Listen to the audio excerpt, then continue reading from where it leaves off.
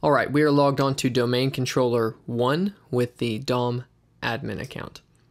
So let's right click on sites, go to new site, and we can clearly create a new site.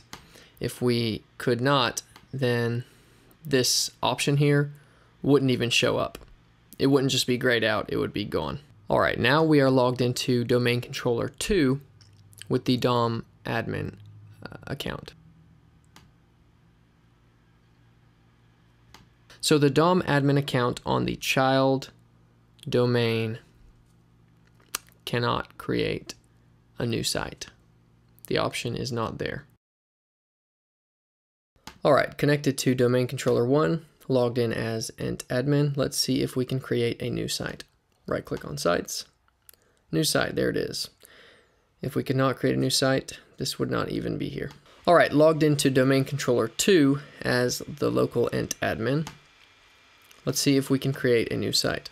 Right click on sites, and the new site option is available. We can, in fact, create a new site. All right, on domain controller 1, let's try to log in with the Schema administrator account and see if we can create a new site.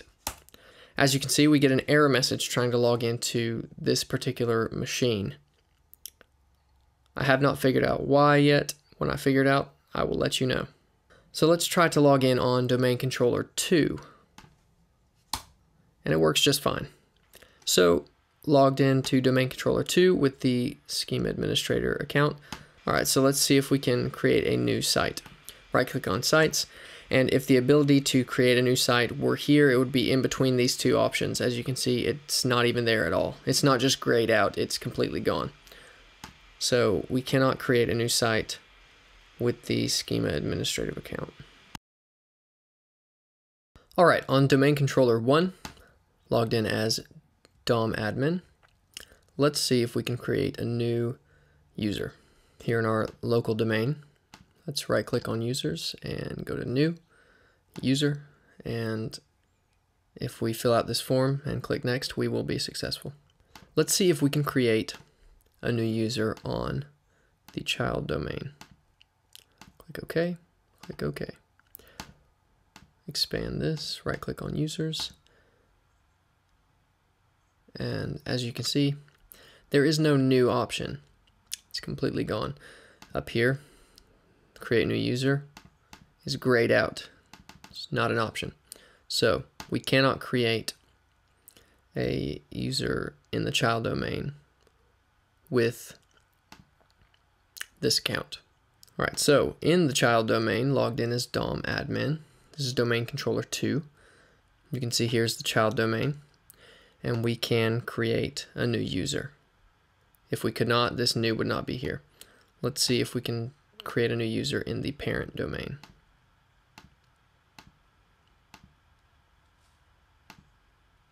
Right click, and again, there's no option for creating a new user. It is grayed out. All right, logged into domain controller 1 with the EntAdmin account. Let's see if we can create a new user. Here on the local domain, let's right click users, and as you can see, we can create a new user. The option is not grayed out, and we will be successful if we try to create a new user. Let's connect to the child domain and see if we can create a new user there. All right, in the child domain, it is not grayed out. We can create a new user in the child domain from the parent domain with this account. All right, logged into domain controller 2 on the child domain with EntAdmin. In the local child domain, let's right click users, and we can create a new user. Let's connect to the domain 1.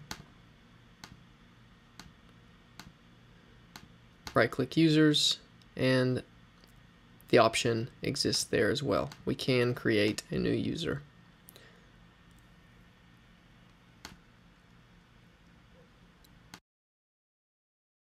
All right, as we covered before, we cannot log into Domain Controller 1 with the Schema admin account at this point. We can, however, log into Domain Controller 2. All right, so let's see if we can create some users.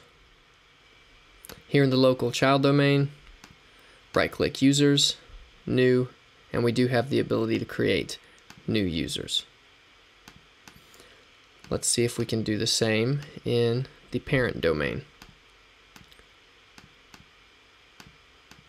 All right, connected to the parent domain, and we do not have the option to create new users here.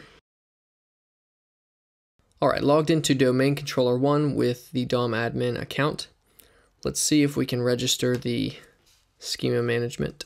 Press Start, type in, and press Enter. And you will most likely see this error message saying that the module was loaded, but the call to the DLL register server failed with this error code. All right, let's try the same thing logged into Domain Controller 2. And we get the very same error message. All right, now back in Domain Controller 1, let's type in MMC, hit Enter, and it brings up the Microsoft Management Console. Select File, Add Remove Snap-in. You'll see the Active Directory schema. You can add it and select OK.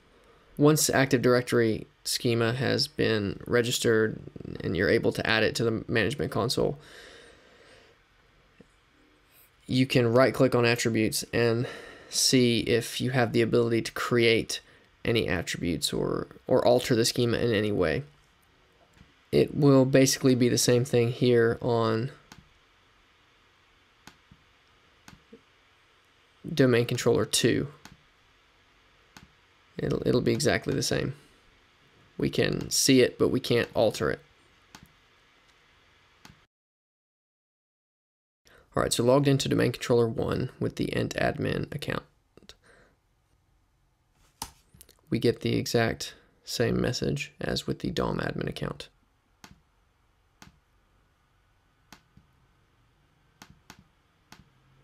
Expand it and see if we can alter the attributes. We cannot alter the attributes with the EntAdmin account. And the very same thing is true for the EntAdmin account on Domain Controller 2. If we add the snap-in and view the attributes, we cannot alter them.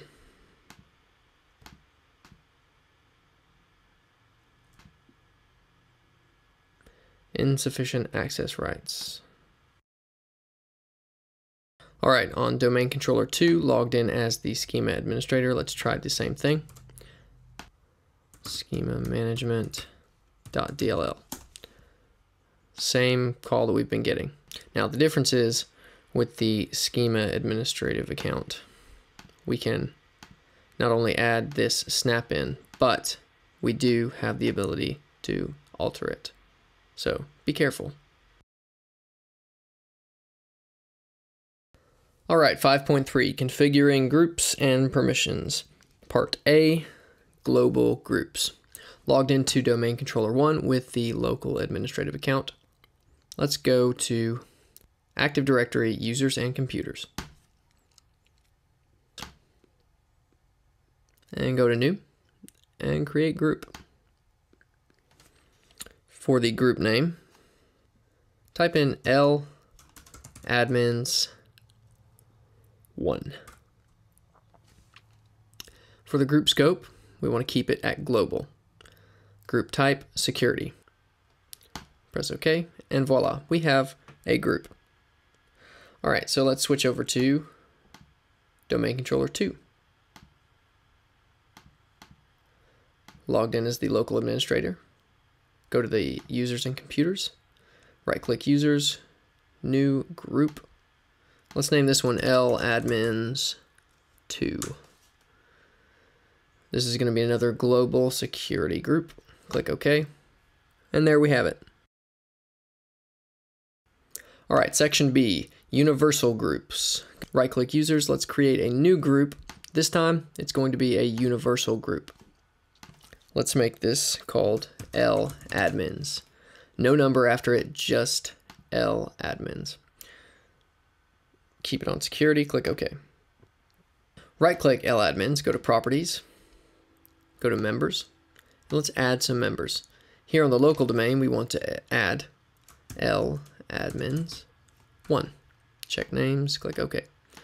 Let's add another one. Change locations to the child domain, click OK.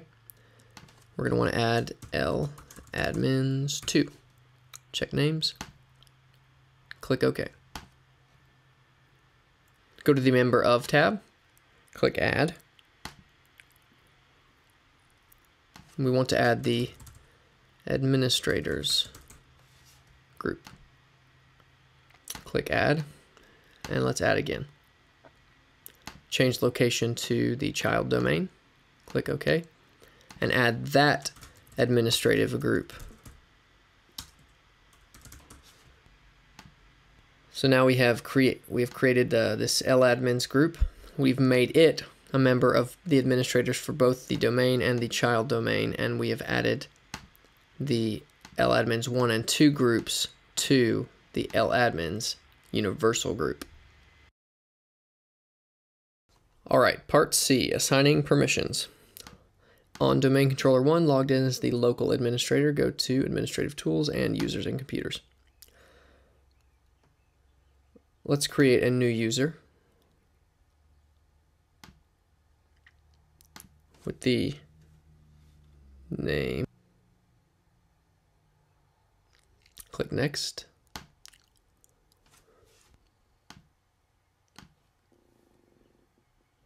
Click Local Admin 1, go to Properties, go to Member Of, and let's add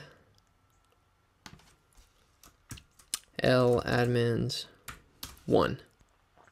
We've made this user a member of Local Admins 1, which is a user of LAdmins, the universal group, which is a member of both the administrators of domain 1 and the administrators of the child domain. Click Apply, click OK. On Domain Controller 2, logged in as the local administrator. Let's do the same thing. Let's create a new user. Click Next.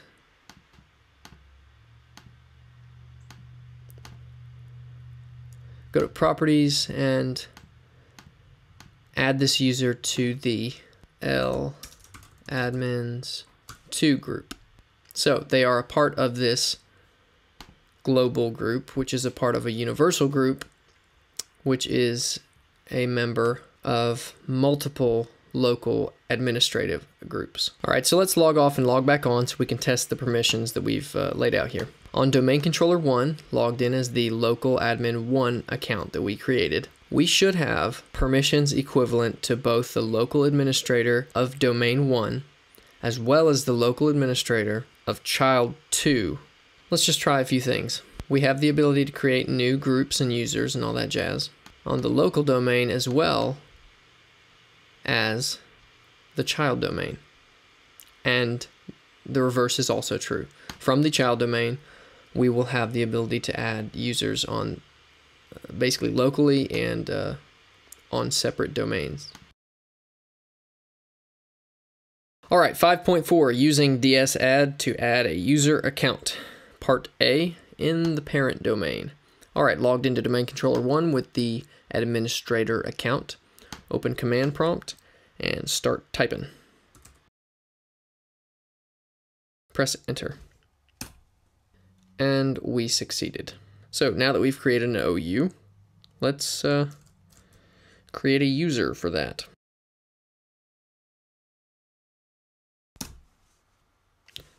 Success. All right, so let's open Active Directory, Users and Computers, and verify that this user was created.